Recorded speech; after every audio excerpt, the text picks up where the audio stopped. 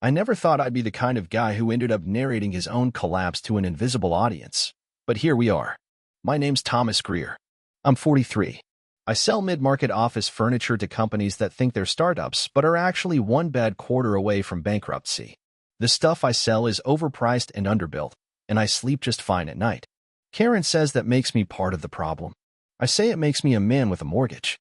Karen's my wife. Was, maybe. That depends on how things play out. We've been married 9 years. No kids. She's a high school guidance counselor, which sounds noble until you realize half her day is spent filling out digital forms while teenagers lie to her face about why they missed third period.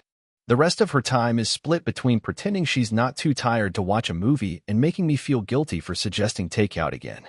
It's not exactly the stuff of romantic comedies. But it's marriage, right? We live in a 3-bedroom ranch in a town no one's heard of unless their cousin got a DUI here. It's quiet, which I used to think was a blessing. Lately, though, quiet feels more like something looming than something peaceful. Like our house is waiting for us to either fix whatever's broken or finally admit we're not going to. It wasn't always like this. The early years? Not perfect, but close. She used to sing while brushing her teeth, steal the covers, laugh at my dumb jokes like they were Oscar material. There was a road trip to Maine where we nearly froze to death in a tent, and we still laughed about it years later. Or did. Now she just reminds me I'm the reason she'll never go camping again. People don't fall out of love overnight. They just start collecting quiet resentments like coins in a jar. Eventually, it's heavy enough to break the shelf. I started noticing things about 6 months ago. The usual junk that insecure husbands obsess over. The way her tone changed when she answered a text, how quickly she'd lock her phone, the fact that she suddenly had a lot of teacher work nights. At first, I told myself to let it go. I even Googled, am I just paranoid? And read 5 articles written by therapists who probably cheated on their spouses too. But it wasn't just the phone. It was her whole vibe. She used to tease me for being too agreeable, for being the guy who says sounds good to literally any plan. But now, it was like everything I said annoyed her. If I suggested we watch something together, she'd roll her eyes and mumble something about how everything I liked had bad pacing. If I bought groceries, I'd inevitably forget some almond-based nonsense she swore she told me about. It felt like I couldn't win. Or worse, like she didn't want me to. Still, I chalked it up to burnout. Her school was short-staffed. We weren't exactly lighting the bedroom on fire anymore. Maybe we'd both just let the wheels wobble off a little. We could fix it. That's what I kept telling myself. Fixable. So I planned a weekend away. Nothing fancy, just 2 nights at a lakeside Airbnb 2 hours north. Quiet, peaceful, low effort.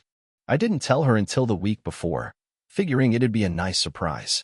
When I finally showed her the listing, she smiled and said, "That's sweet," in the same tone she used to thank the UPS guy. Then she added, "But that's the same weekend I'm chaperoning that college visit to state." No apology. No, can we reschedule? Just a hard shutdown. Right then, something flickered in the back of my head, something that had been there for a while but I kept swatting away like a fly. But I let it go. Again. The weekend came. She left Friday afternoon in her little blue Honda with a tote bag and a travel mug, gave me a side hug at the door, and said, "Don't forget to feed the neighbor's cat." Then she was gone. I spent the next 3 days eating microwave meals and watching reruns of game shows while half expecting some grand epiphany to land in my lap. It didn't. What did land, though, was something we'll get to later. Let's not rush. Because here's the thing. Karen and I weren't a dramatic couple. We didn't fight loudly, or throw things, or go on crying jags about where this is going. We were functional. Which is why, when the bottom finally dropped out, I wasn't prepared. Not even close. Let me rewind just a bit. 2 months before this whole thing unraveled, my company switched CRM systems. Boring, right? But the new one has this little AI assistant named Corbin who tracks emails and flags anything requiring follow-up. Cute feature. Annoying, mostly. Except one day, I noticed something weird. One of the flagged emails wasn't from a client. It was from Karen. That didn't make sense. Our work emails weren't linked, and Karen never used my laptop. But there it was, plain as day, in Corbin's dashboard. Karen Greer to Dave Bowers, Friday, 7:13 p.m. With a follow-up flag. I stared at the screen, then opened the message. It wasn't addressed to me. But it came through the CRM anyway, because Karen had sent it from our shared home Wi-Fi, which somehow pinged the cached credentials from my work profile. That's the only reason it showed up in the system. A fluke. A digital ghost. I clicked it. I know I shouldn't have, but I did. Hey, Friday was really fun. That place was a great idea. I haven't laughed like that in forever. I was still smiling the next morning. Thanks for making me feel visible. Visible. That word sat in my chest like a cinder block. I read it 3 times. Then I Googled Dave Bowers. Took about 6 seconds. He's not a teacher, not a counselor. He's a regional rep for a digital yearbook company. Makes sales calls to schools, including Karen's. Visible. Like I'd made her invisible all these years. Like some guy with a 5-county sales territory suddenly reminded her she exists. And still, I didn't say a word. Not yet. I sat with it. I needed more. Not proof, because, let's be honest, that was enough. But context. I wanted to understand the why. Not to forgive her. Just to prepare. If you're gonna jump off the edge, you want to know what's at the bottom. I started watching. Listening. Not snooping, just paying attention. Every Thursday, she said she had college prep club. Every Friday, she came home a little late. Not suspiciously late, just late enough to avoid raising alarms. But I noticed she always changed her earrings before leaving. That's when I knew. Who changes earrings for an after-school club? You're probably wondering, Thomas, what's the big reveal? Where's the hook? Why should I care? Let me put it this way. You ever watch one of those true crime shows where everything seems normal until one tiny, irrelevant detail exposes the entire lie? That's coming. But this is just the prologue. The part where the husband starts to sense the floorboards creaking but hasn't realized the whole foundation is cracked. Next time, we'll talk about thumb drives, a printer queue, and the reason why I no longer trust anything labeled staff meeting agenda. Stick around. It gets real. Let me tell you something about printers. Not the sleek little desk ones you buy at Target that last 6 months before jamming themselves into early retirement. I'm talking about those big, industrial, fluorescent-lit dinosaurs that live in teacher lounges and county offices, the ones that sound like they're printing subpoenas every time they spit out a sheet. Those printers are old, loud, and way too honest. And in the end, one of them told me everything I needed to know about my wife. Let's back up. After the email, I didn't sleep right for a week. Not because of rage. Not even heartbreak. Just this buzzing static in my chest. You know when your phone's about to die, and it starts acting weird, opening random apps and glitching out? That was my brain. Karen was still Karen. Making coffee. Leaving laundry half-folded. Asking if I'd remembered to take the trash out. Nothing had changed on the surface, but everything under it felt radioactive. I smiled. I played along. I even told her I was thinking about replacing the mailbox just to see if she'd blink. She didn't. Not even once. But the thing about pretending everything's normal is, after a while, you start believing your own act. You tell yourself it's all in your head. Maybe she just needed to feel visible. Maybe it was one email. Maybe nothing happened. And then something new drops, like a wrench in a ceiling fan. It happened the following Monday. Karen had left early that morning for a faculty leadership seminar, which sounds like something they make up to justify donuts in a multi-purpose room. I'd taken the day off for what was supposed to be my dentist appointment, but I rescheduled because honestly, fake drilling was lower on my priority list than figuring out whether my marriage was a sham. Around noon, I get a call from my buddy Greg. He's head of IT at the district office. Real solid guy. Played bass in a Matchbox 20 cover band in the late 90s. Still wears sunglasses indoors like it's a lifestyle choice. Hey man, he says, casual as ever. Did you mean to send me that file? What file? I ask. PDF. Came through your work address. Title says Counselor Recommendations, Jefferson High. But the sender listed as you. My mouth went dry. I didn't send anything. That's what I figured, he says. It's probably some sync error. It's a doc Karen printed from her Google Drive. Looks like she was logged into her Gmail on your laptop at some point. Our cloud system snagged it when she printed through the shared print queue. Wait, you can see that? Greg laughed. Man, I run the servers. I can see what brand of toner she used. Can you forward it? Already in your inbox. I thanked him, hung up, and opened the email. It was a 4-page PDF, a list of student names and recommendation blurbs she'd clearly written for some scholarship thing. Nothing earth-shattering. Except page 3. There, right in the middle of a sentence about a junior named Ava Miller, was a highlighted comment bubble. Hey, this is fine, but remember what we talked about. Ava's mom is tight with the admin. We don't want this to come back on you. D. And beneath it, Karen's reply. Got it. Cleaned it up. Thanks for the heads up. and everything else Friday night face-blowing kiss. Let me pause for a second. You ever feel your face flush hot and cold at the same time? Like your body can't decide whether to go into a rage or pass out. That's what hit me. This wasn't a typo. Wasn't an accident. She left a flirt emoji on a professional document that went through a district printer queue.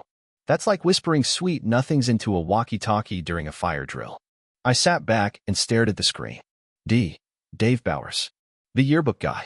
Of course. I didn't call her. Didn't text. I just thought. Here's the irony. If she hadn't been too lazy to convert it to Word before printing, I might never have seen it. But nope.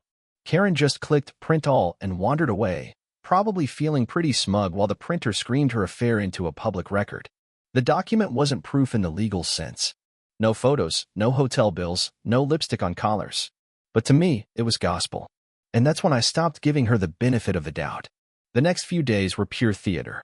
Karen got home from her seminar that night around 6:30, talking about breakout sessions and leadership strategies like she hadn't just used an office printer to drop a digital love note to a man who sells photo packages to teenagers. I nodded. I smiled. I made a lasagna. You okay? She asked at one point. Just tired, I said, pouring more wine into her glass than usual. That week, I did recon the old-fashioned way. No spyware. No PI. Just a guy watching patterns. Thursday, she wore a scarf. Karen never wears scarves unless it's Christmas or she's lying. Friday, came home at 7:42 p.m. with damp hair and said she walked the track after work. During a thunderstorm. Saturday, she stayed on her phone in the garage for 11 minutes before coming inside. Said she was just wrapping up a podcast. Her car windows were fogged. I noted everything. Quietly. Neatly. Like I was building a case for court. And then, the final puzzle piece fell into my lap like divine mockery. Karen had left her personal laptop open on the kitchen table one morning. Nothing scandalous, just a spreadsheet she was working on.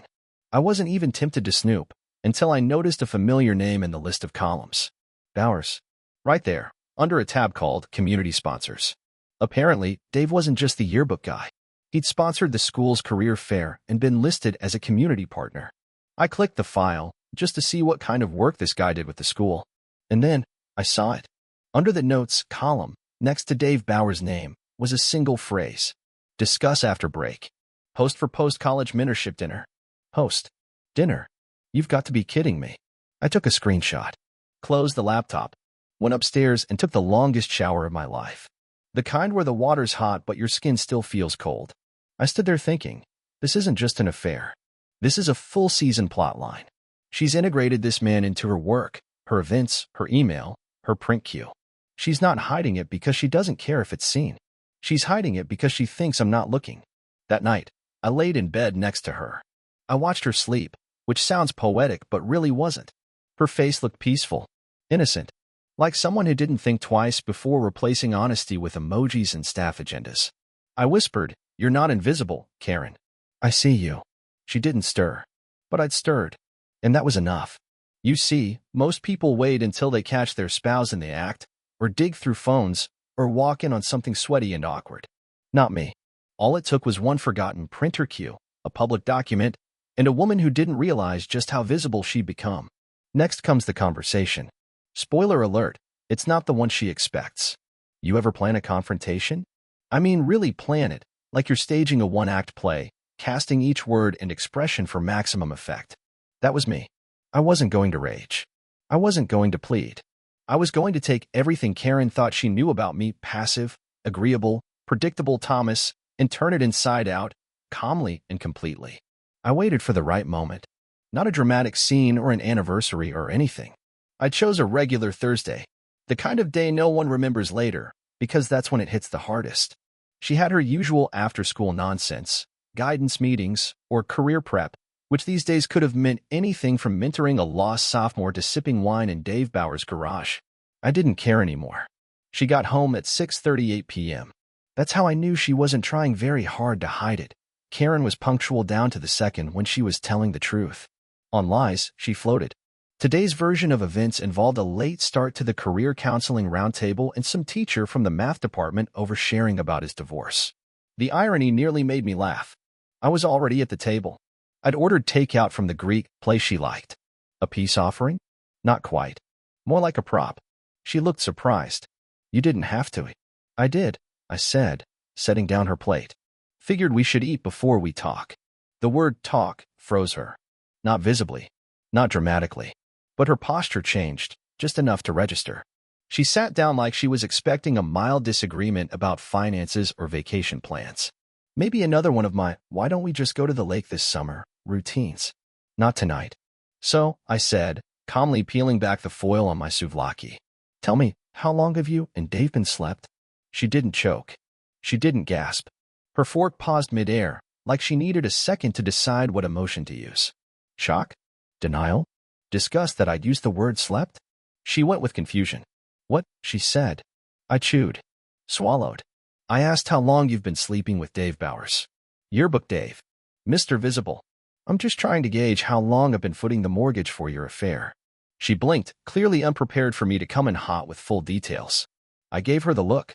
The go-ahead, Karen, make up something, see where it gets you look. She tried again. Thomas, I don't know what you're talking about. You do, I said, wiping my mouth and dropping the napkin on the table. You know exactly. You just don't know how much I know. A beat. I saw the printer doc, I said, staring right into her. Your sweet little emoji love note that got flagged by District IT. A real meet-cute between professionalism and adultery. She paled. There it was. Confirmation. You're going through my documents now. She shot back, choosing the turn-it-around defense. Well, nope. Didn't have to. It came to me. Greg and IT sent it thinking it was school-related. It was. Just not his school. She looked away for a second. Just a flicker, like her eyes needed to grab an alibi from somewhere off-screen. I didn't. You did. She looked back at me, angry now. Not guilty. Angry. Okay, so what? You've been spying? Going through my emails? Nope again. You printed a document from your Gmail on our shared Wi-Fi while you were logged into my work profile. Corbin flagged it. It literally got emailed to me.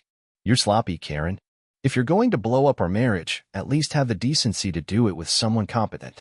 The silence that followed was the kind that could flatten drywall. Then she laughed. Not a big laugh. Not a maniacal one. Just that sarcastic, clipped little chuckle women do when they think the man in front of them is beneath the conversation. You know, she said, crossing her arms, you've always had this little fantasy of being blindsided. Like you wanted a villain in your story. Maybe ask yourself why you didn't notice the disconnect before this. Why it got this far. I smirked. Oh, I noticed. I just made the mistake of thinking marriage was hard sometimes. Guess I should have been monitoring the office supply queue for emojis. She stood. Paced once. I let her. Fine, she said, turning around. Yes. I've seen Dave. We've had dinners. We've talked. A lot. You and I haven't connected in years, Thomas. I tried. But you checked out a long time ago. Oh, come on, I said. You checked out the day he showed up with those free lanyards and told you your career fair poster looked professional. You want a midlife crisis? Go buy a kayak. Don't do it in my guest room. Her eyes narrowed. You have no idea how lonely it's been. I stood now slowly. Calm. No, Karen. I do. I know what it's like to sit across from someone who doesn't look at you anymore. Who says, I'm fine, every day until that phrase means I've stopped caring. I know what it's like to pretend the coldness is just a phase. But you? You turned loneliness into a group project? She looked like she wanted to scream. Instead, she said, it's not what you think. And I laughed. God, I laughed. Karen, what you think this is, what you think I am, is over. She opened her mouth, closed it, then dropped her gaze. So what now? You kick me out? Tell your family. Nope, I said. Not yet. Then what? I leaned in slightly. I want you to sit in this. For a while. I want you to think you've got time to fix it. Because you don't. I'm not blowing up anything right now. I'm not fighting for the house, or begging for answers, or creating a spectacle. That's mature, she said, testing the waters. No, that's strategic. She looked at me sideways. Strategic for what? You'll see. Because here's the thing, Karen thought she'd get the typical man reaction. Yelling, crying, maybe begging. She didn't plan for calm. She didn't plan for patience. And she definitely didn't plan for what I had coming next. I cleaned up dinner. Let her sit in her silence. Later that night, she curled into bed and pretended to sleep. I laid next to her with my eyes open, plotting. Because if you think a betrayal's hard, Wait until you see what thoughtful revenge feels like. And if you think the confrontation is over, no, that was just the beginning. Karen had made me visible. Now, it was her turn. It started with a spreadsheet. Not a dramatic gesture, not a text to her new boyfriend, not a drunken confession or a scorched earth screaming match. No, it started with a blank Excel sheet on my laptop. Column A, date. Column B, action. Column C, outcome. I titled it, Operation Karen. Revenge, if it's going to work, can't look like revenge. It has to look like life moving on. Normal, boring, pleasant life. That's how you win. And I was done losing. The first line on the spreadsheet? April 11th, called Ed Meyer, real estate agent, scheduled house valuation. Ed's the guy who sold us the place. We're not friends, but he likes to talk. That's what I needed, someone who'd casually mention things in passing to the right people. Karen has a sixth sense for gossip, and I knew word would get back to her. Hey, heard Thomas had Ed over. You guys moving. But she didn't ask me about it. That's how I knew she'd already heard. The next line. April 13th, opened new bank account, transferred savings from joint account. I left $3,000 in there. Enough for groceries and plausible deniability. Karen never checked statements anyway, and if she did, she'd assume it was just bills. I rerouted my direct deposit. My money, from that day on, went into an account under my name only. I also canceled the credit card she liked using for classroom supplies. Let her explain that to Visa. By April 17th, the tone in our house had shifted. Karen wasn't smiling anymore. She was performing. The forced small talk, the sudden interest in what I was watching on TV, it was almost adorable. Almost. It's funny how cheaters always sense the ground shifting. Even if they don't know why, they feel it. And just when she started to think maybe I was calming down, that maybe we'd ride this thing out in frosty silence until it fizzled, I launched the second phase. You remember how I said Karen worked at Jefferson High? Well, every year, the school does a spring community showcase. Teachers bring student projects, clubs do performances, and they invite local businesses to sponsor a table. Guess who always signs up? Dave Bowers, Yearbook Casanova. I signed up too. Thomas Greer, Office Solutions. I printed a nice little banner. Wear a polo. Set up a folding table with a fake laptop and some free pins. But I wasn't there to sell chairs. I was there for optics. See, Karen's job depends on perception. Community first, role model, all that PR gloss schools need to survive budget cuts and irate parents. Being seen at the showcase with her husband, smiling and supportive? Great for her image.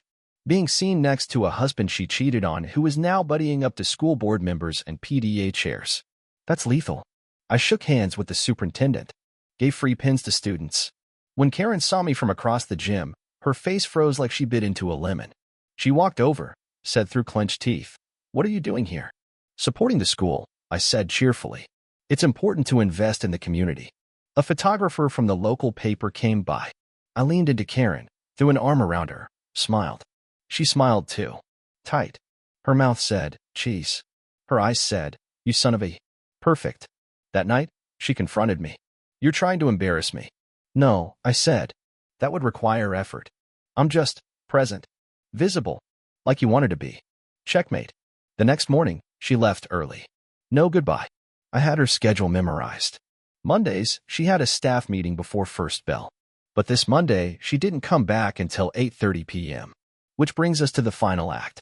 Karen had this career mentorship dinner circled on the calendar, big deal at her school. Hosted off-site. She was in charge of seating arrangements, speakers, the works.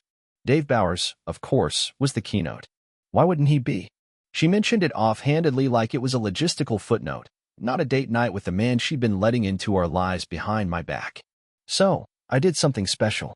The day of the event, I had flowers delivered to her school. A dozen white roses with a note. "Proud of you tonight. Knock, am dead. T." Classic supportive husband. She texted back. "Thanks. That was sweet." She had no idea it was bait. I already had my suit on. Already had my invite printed. You see, I called the assistant principal earlier in the week, told him I'd love to support Karen by attending.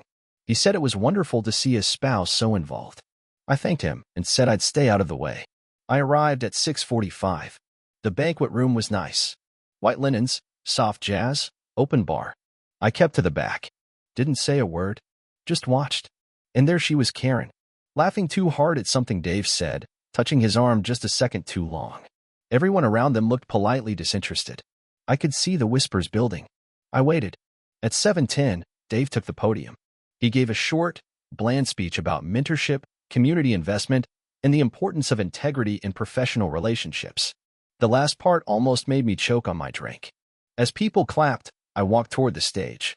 This was the plan. Not drama. Not a fight. Just visibility. I handed the MC a small envelope. Would you mind reading this before dinner is served? It's a short thank you from Karen's husband. Just 2 lines. She'd be so embarrassed if I read it myself. He smiled. Took it. A few minutes later, he tapped the mic. Before we dismiss to dinner, we've got a quick message from one of our guests, Mr. Thomas Greer. Karen turned pale. The MC opened the envelope and read aloud. To my wife, Karen. Thank you for your dedication to this school, to its students, and to your professional image. I'm especially grateful for your commitment to building meaningful partnerships, particularly with Dave Bowers. With admiration. Thomas. Silence. Utter, stone-faced silence. The MC blinked, smiled awkwardly. Well, okay then. I didn't wait. I buttoned my jacket, gave Karen a small nod, and walked out. I didn't yell. I didn't call anyone names. But I made her visible. Exactly as she'd wanted to be. Only now, she wasn't the noble educator or the suffering wife. She was the one who played both sides of the table, and someone finally turned the spotlight on. Later that night, she came home seething. What the hell was that? That, I said, sipping tea. That was me being supportive. I thought you liked public appreciation. You humiliated me. No, Karen. You did that. She stood there, shaking. This is war now? No. War is messy. This is just clarity. She stormed upstairs. I went back to my spreadsheet. April 27th. Executed visibility plan at mentorship event. Success. Next up? The conversation. The final one. The one where we lay it all out. Not to reconcile. To end it. Properly. There are certain moments in life when the air gets heavy, and you know, without anyone saying a word, that something's about to end. You don't need a thunderclap or a dramatic storm outside. Sometimes it's just the way the kitchen clock ticks a little too loud, or how 2 people sit across from each other at a table that used to feel too small, and now feels like a stadium. It was Saturday morning. The house was quiet, the kind of quiet that didn't feel peaceful anymore. Karen hadn't said more than 12 words to me since the mentorship dinner. She'd stopped pretending. No more fake smiles. No more effort. Just silence, cold and metallic. And I waited. Not because I needed her to start the conversation. I was past that. I waited because timing matters. Let people think the storm has passed, then hand them the damage report. She came into the kitchen around 8:30, still in that worn gray robe she always said she hated but never got rid of. She poured coffee like it was any other day, except her hands were a little too careful. When you're guilty, everything feels breakable. Can we talk? I said. She didn't flinch. Didn't pretend not to hear. She just nodded, eyes fixed on her mug. Yeah, she said. We probably should. I gestured to the kitchen table. The same one we bought together at a warehouse sale 7 years ago, the one she said wasn't really her style, but tolerated because it made the house feel settled. She sat across from me, curled her fingers around her coffee like she was gearing up for a deposition. I'm not here to yell, I started. And I'm not here to punish you again. She didn't say anything, just gave a small nod, almost relieved. I think we've reached the end, I said. And I think we both know it. She exhaled. Long, slow. Like she'd been waiting for me to say it, even though she didn't want to be the one to agree. I didn't mean for it to go like this, she said finally. Yeah, I said. I'm sure you didn't. Most people don't plan for their marriages to collapse between faculty meetings and emoji flirtations. She closed her eyes for a second. That night, at the dinner, what you did wasn't even close to what you deserved, I cut in. But it was enough. I wanted people to see what you've been hiding. Not to destroy you, Karen. Just to make it real. Because you sure as hell weren't going to say anything yourself. I wasn't hiding it the way you think, she said, too fast, too defensive. I didn't want to hurt you. Karen, I said, leaning forward, you weren't worried about hurting me. You were worried about being seen doing it. That's not love. That's reputation management. She winced. Finally. A hit. I sat back and let the silence stretch. Let her stew in it a bit. That's the thing about cheaters. They always want to rush past the damage. Skip to the healing. Fast forward to the apology, the redemption, the lessons learned. I wasn't going to let her. I've already moved most of the savings, I said. Split evenly, less your expenses from the joint card. You'll see the records. I'm not out to gut you. She blinked. Wait, you've already? Yep. And I talked to a mediator. We're not doing court. We're doing clean. Efficient. You'll get the house if you want it. I'll take the boat. We don't have a boat. I'm buying one. She stared at me. Is this a joke? Nope, I said. I've always wanted a boat. You said they were impractical. That's because you've never been on one. Exactly. Time for something new. She didn't like that. You could see it in the way her jaw tightened. Karen didn't want me broken, but she didn't want me okay either. She wanted guilt. Maybe a little groveling. Some performance of pain that would let her sleep easier. I wasn't giving her that. I already called Greg from IT, I continued. Told him what happened. He's not going to say anything, but I wanted to clear the air. I also let the district office know I won't be attending any more school functions. Figured it'd be best for you. Her eyes flicked toward me. You told Greg. You left me no choice. I thought you didn't want to blow it up. I didn't, I said. And I haven't. But I'm not going to be your silent casualty. People are going to draw their own conclusions. That's not on me. She put down her mug. Carefully. Like the conversation had suddenly become physically dangerous. I never wanted this to be ugly. I laughed, soft, not cruel. You wanted the benefits of betrayal without the consequences. But life doesn't work that way. At least not forever. Do you think I'm a monster? She asked. And for the first time, her voice cracked just a little. No, I said. I think you're a coward. Her shoulders tensed, but she didn't argue. Because she knew. You had every chance to talk to me, I continued. Every sign you gave me, every night you came home late, every weird excuse, you could have just said it. Thomas, I'm not in this anymore. But instead, you played the long game. Thought you could ease into a new life without anyone noticing. I was confused, she said weakly. No, you were selfish, I corrected. There's a difference. Confusion is human. Cheating is tactical. She looked away, out the kitchen window, like the backyard might offer her a way out of this. Like the lawn chairs or the swing set we never used might be the start of a better story. I'm not going to drag your name through the mud, I said. I'm not going to burn the house down, or tell your mom, or post a Facebook essay. But I'm going to leave. And I'm going to rebuild. She opened her mouth, then closed it. Then tried again. Is there someone else? No, I said, almost laughing. God, no. Who would have time for someone else in this mess? She nodded, chewing her lip. I think part of me wanted you to fight for it, she said, barely above a whisper.